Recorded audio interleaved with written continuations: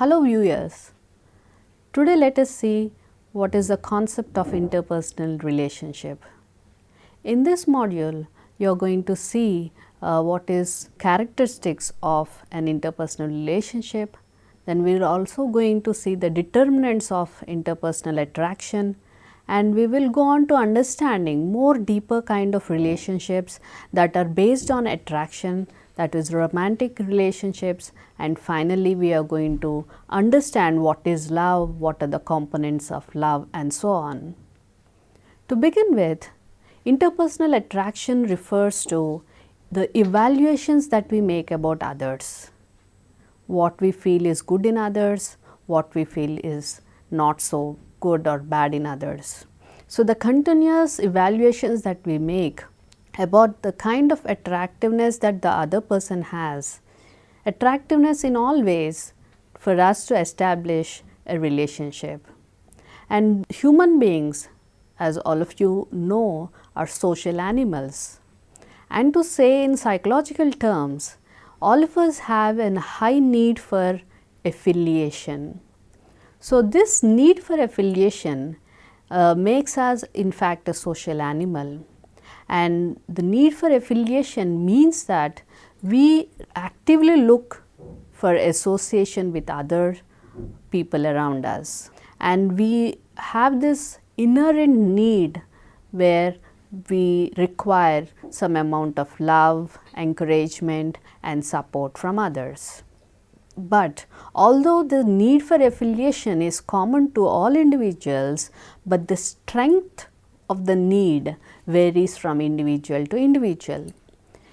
You might have observed in the different kind of relationships that you have that some people have this need more, that is when they become very demanding of your attention and affection, and some people they seem to be having the need for affiliation to a lower extent than others. And for some people, this need for affiliation becomes a very important aspect of their life. So, for them, if suppose they are in a career, they feel that having good relationship with the colleagues and the boss is more important than their success in that kind of profession that they take up. But on the other hand, there might be some other people who feel that even if they have to hurt a colleague here, a colleague there, they do not mind because that is going to result in their professional advancement. So, this need for affiliation varies from individual to individual.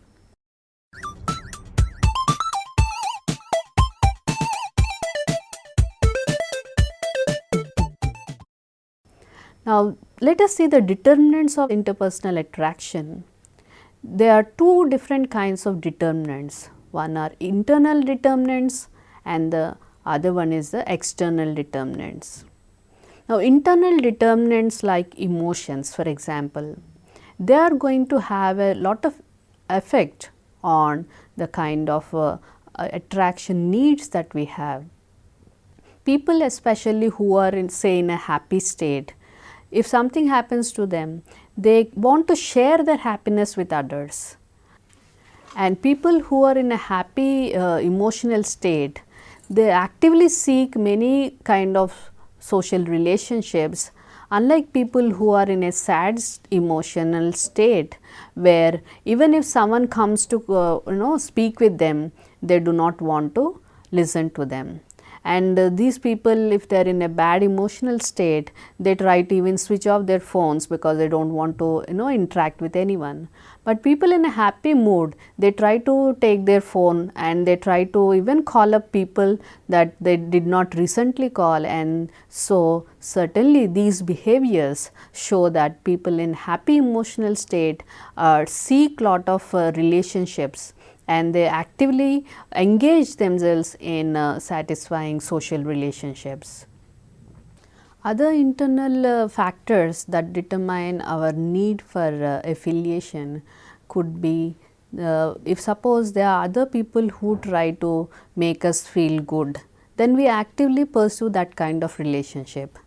if what the other person says makes us feel happy, if what the other person says helps us to heighten our self-esteem about ourselves, and if suppose what others say about us is really helpful in our growth, then certainly one try to continue that relationship into a meaningful one. But on the other hand, if a person doesn't really appreciate what the other person is saying and in fact feel hurt because of what the other person has said, then such type of relationships they try to slowly stop. And so the internal assessments that the person makes, the cognitive frameworks that this person has, all these are going to affect the kind of relationships that they are going to pursue and the strength of the relationships. So, for example, if we talk in a particular way with one of our friends, the other person might like it, but in the same way if we talk with another person, that person may not like it. So, it is not in what we have said, but it is in the internal makeup of the other person.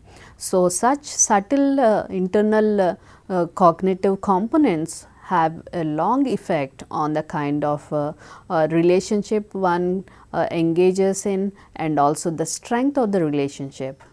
Now, going on to the other determinants of interpersonal attraction or how the interpersonal attraction happens. There are many factors that or many criteria that psychologists have observed by way of experimental studies.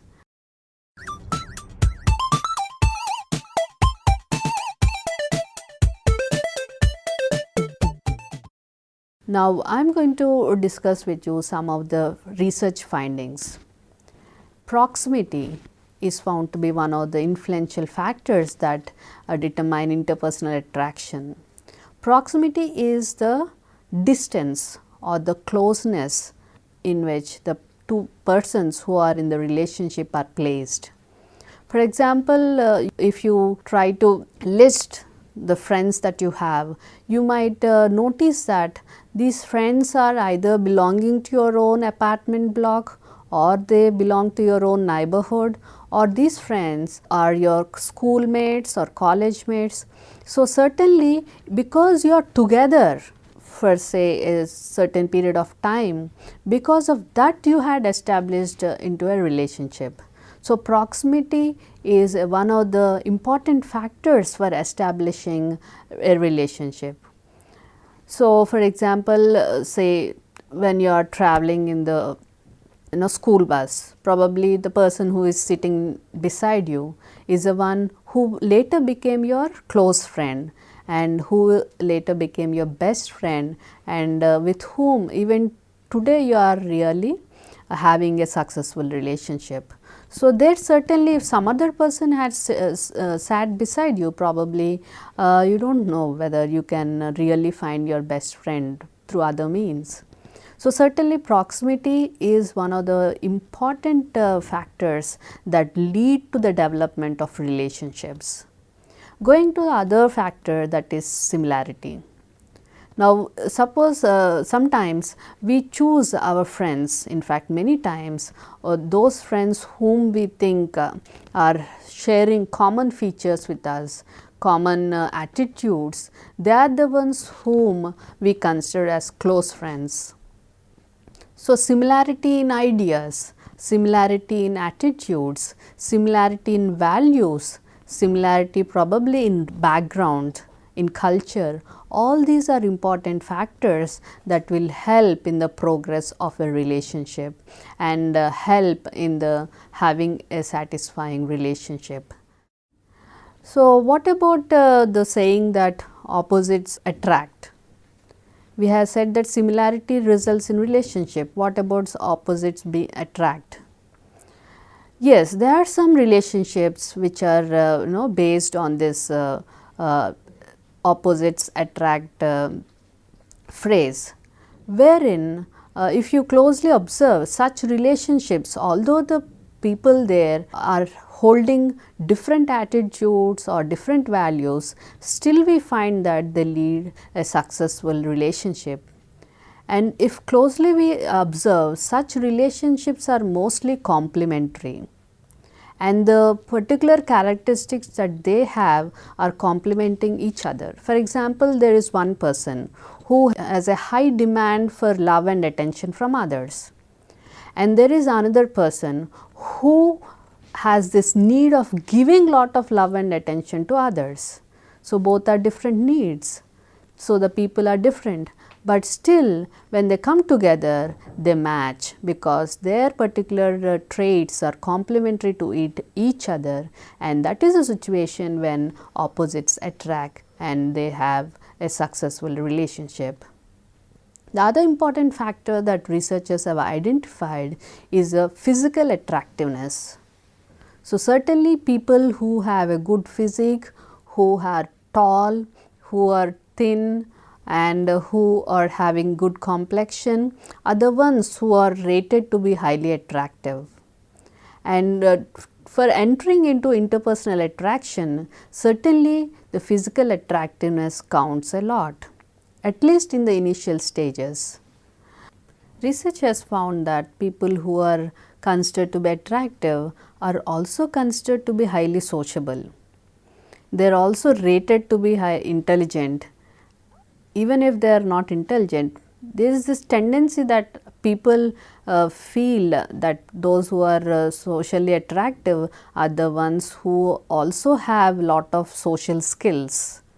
So, this certainly makes it easier for that person, and because they are used to having a lot of attention and affection from others since their early years, these people naturally develop nice social skills where they have lot of successful relationships.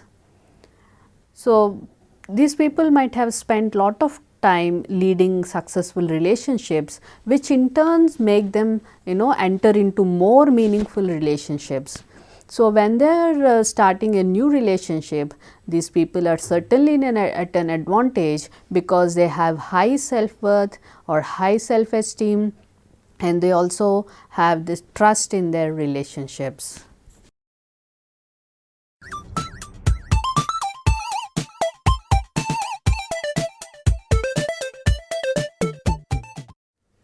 In this, let us see how relationships are formed. All the relationships go through a certain step-by-step process, and researchers have identified 3-step process for establishment of a relationship. The first step in forming of a relationship is becoming aware, and the second step is making contact, and the last step is disclosure. Now, becoming aware is the time when you try to observe that this person is there in your immediate environment. Probably while you are in the lift, you observe that a new person is there, and you may not directly go to that person and strike a conversation. In many cases that does not happen, nor do you go to that person straight away and try to engage in a very intense conversation.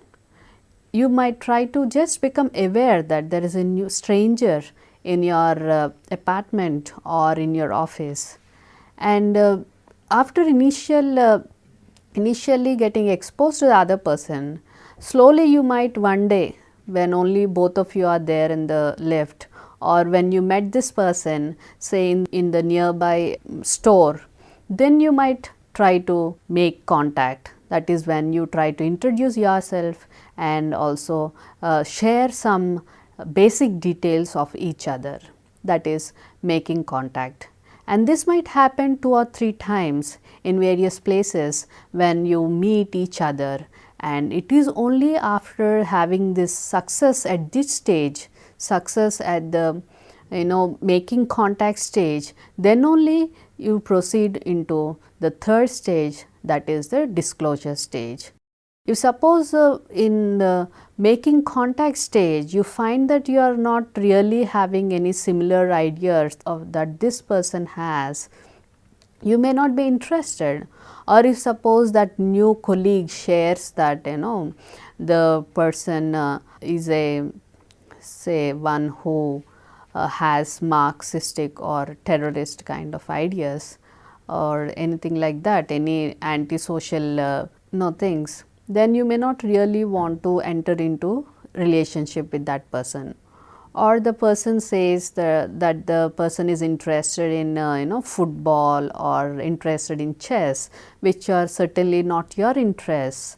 You might really not feel interested in that person, and you will not go to the third step with that person, that is disclosure. Disclosure happens only when the first two stages you are happy with the relationship, and during this time of disclosure what you do is you try to share more details about yourself. You are willing to give information about secrets of your life, and the other person also readily gives important information about themselves. They are ready to share it with you. So, disclosure happens, people who are involved in this relationship are satisfied with each other, and both of them find that they are liking each other, and both of them feel that yes, both of them are sharing some common goals or common ideals. Then only they were willing to disclose more about themselves, and when this disclosure happens, certainly their relationship is on solid grounds, and we can foresee that they will have a successful relationship. So, these are the three stages of a relationship. But sometimes, mostly when these three stages happen, many times the relationship continues for a long time. But sometimes even if the first and second stage went on well, but during disclosure stage there is something that you find something is different from you, or something is wrong with the other person in your according to your judgment. When this disclosure happens, then also you can curtail that relationship, and then the relationship doesn't progress. Now, let us see what happens in close friendships. In close friendships, both the people or both the friends feel happy about the relationship. They don't mind sharing intense things with each other, and these close friends trying to spend lot of time together whenever the time permits, and they also engage in activities together. If suppose one friend wants to go somewhere, certainly they will call the other friend and both of them do that activity together, because being together is itself gives them lot of joy and enjoyment.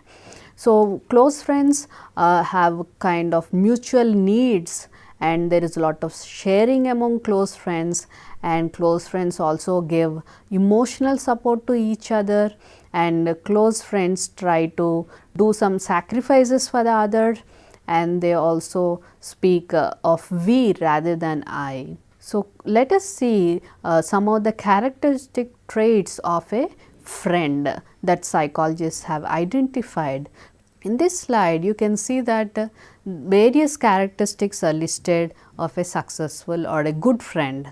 Psychology today lists the qualities of a friend. According to that research findings, friends keep confidence 89% of the time, and that is the highest characteristics trait, and loyalty is there 88% of the time, warmth and affection is there 82% of the time, supportiveness is 75% of the time, and you can see in this list that good conversational skills is only 59% of the time. Mostly we think that only if you are a good conversationalist you can become friends, but that is only in the case of 59%. But in fact, keeping confidence, loyalty, warmth and affection are the ones that are rated much higher, and intelligence, as you can see in this slide, is only 58%.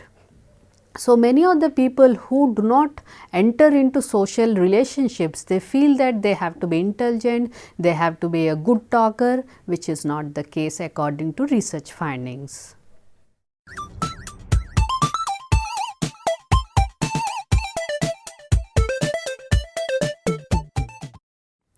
According to this social exchange theory, it tells us when we want to enter a relationship, what kind of cognitive work that we do when we decide to which kind of relationship that we should enter into and which kind of relationship that we should not enter into. According to this researchers, we do a sort of analysis which is called as cost benefit analysis. So, when we want to enter into a relationship, we mentally try to calculate the kind of cost that it is going to cost us and the kind of rewards that we are going to get out of that relationship. So, we might be assessing the intelligence component that is involved, the attractiveness that is involved, the warmth that we are going to receive. We will also look into the kind of social status when we are going to do this analysis. So, we can readily agree that many people do not want to befriend or enter into relationships with a person who is far below the social status. So, certainly some of these features people try to analyze before they want to enter into meaningful relationships. And if we find that the costs are much lesser than the benefits that we are going to get out of the relationship, naturally such relationships people tend to focus a lot on, because the cost is much lesser than the reward. But sometimes if we find that the cost that we are going to pay or have to pay in times of the amount of attention that we have to give, the amount of time we have to spend with that other person, the amount of money that is involved with the other person, the amount of work that is involved with the other person, all this if we find is much higher than what we are going to get or what we are getting out of the other relationship, then we are going to not enter that relationship or just cut that relationship if we have already entered into. Sometimes, however, there are some relationships, even if the costs are more, people continue to have that relationship even if the benefits are less. Certainly, such people are the ones who are more compassionate in nature and are working for higher ideals in their life. Or they might be someone like who are motherly in affection. In fact, our own parents, they are having successful relationship with us, even if the costs might sometimes be much more than the benefits that they are getting. So, not always the social exchange theory works, but in majority of the cases, yes, there is this kind of analysis that we do in our brains before we try to enter a relationship or before we try to continue the relationship. Now, let us see how to make one more attractive, because we find that attraction is an important component of establishing a successful relationship. How can we make ourselves more attractive? Not in the physical sense, but in all other ways. Now, developing social skills, because social skills can be learnt. If one tries to, if they feel that they are low in their social skills, they can actively try to learn some of the social skills, either by attending some workshops or by their own. So, upgradation of social skills is possible. It is not that they cannot learn these social skills, and it is not that some people are born with them and so it is not possible by others. Secondly, they can also try to do what is within their means, like having maintaining a good physique or maintaining a neat environment in their places, and also dressing properly as per the occasion, and trying to be in touch with the fashions around. They can also try to improve their social manners. Certainly, when you try to talk in a pleasing manner, now more people will be attracted towards you, and if you are try to help others, then certainly the attraction will be much higher than when you are more demanding and want others or expect others to do things for you. And other ways in which to improve attractiveness is by trying to improve the character, because a good character certainly attracts more people, because whether they have the right characteristics or not, when people are on the lookout for friends or with whom they want to enter into relationships, certainly they assess your character. So, if you try to correct characteristic traits or try to develop good characteristic traits, certainly you will become more attractive to the other person. And on the other hand, you should also be able to make a good assessment of the other person's needs. So, if you want to enter into a relationship, say because of some reason or the other with a particular person, now you should be able to assess the needs of that person. So, even before the other person asks you for doing something, if you try to meet their needs, then certainly a stage comes when the person, whether they like it or not, have to enter a relationship with you, because they become dependent on you, and they see that in spite of many things that you have which they may not like, but this ability to meet their needs it certainly makes you more attractive, and they will continue with the relationship with you. Similarly, there are many other ways in which one can try to become more attractive. For example, in the office, if you try to learn all the latest information and also upgrade yourself on the skills and have good expertise and knowledge in the subject matter, then certainly people all around you, all your colleagues will try to seek you out and will try to establish a relationship with you.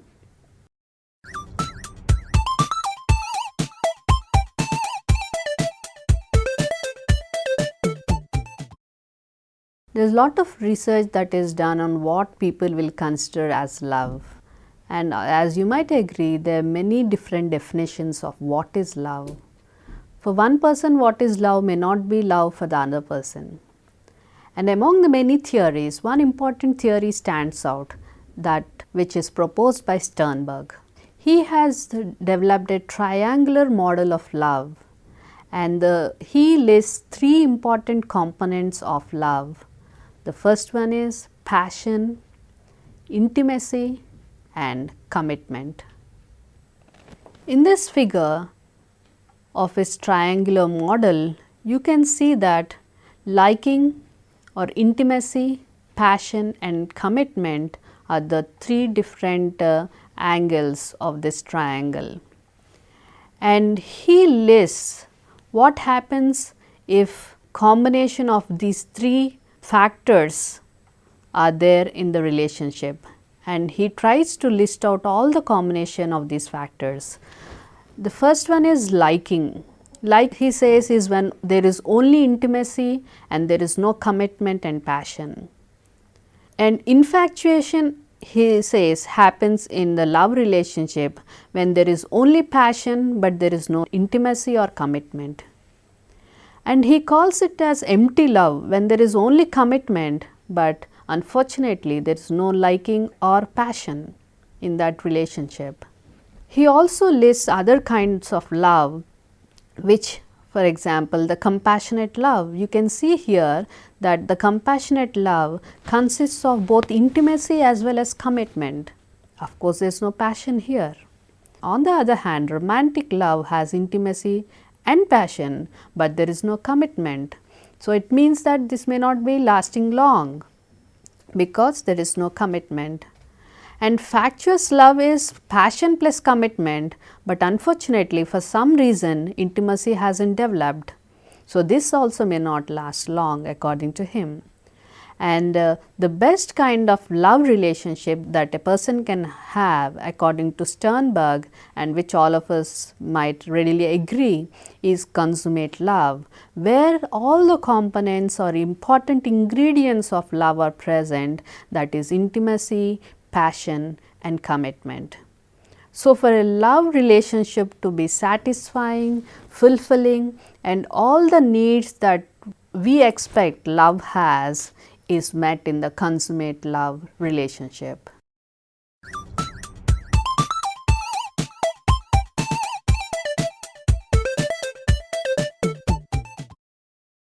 So, to summarize, today in this lesson we have seen what are the characteristics traits of interpersonal relationships, especially with reference to attraction. We have also seen the determinants of interpersonal relationship, which can be either internal or external determinants. And we have found out in the external determinants, situational factors have lot of effect. And we have also seen what kind of characteristic traits that friends have, and we have identified that not always successful friendship relies on good communicative skills. And finally, we have seen the components of love as proposed by Sternberg and learned that consummate love is the best kind of love, which involves both intimacy, commitment and passion. Thank you.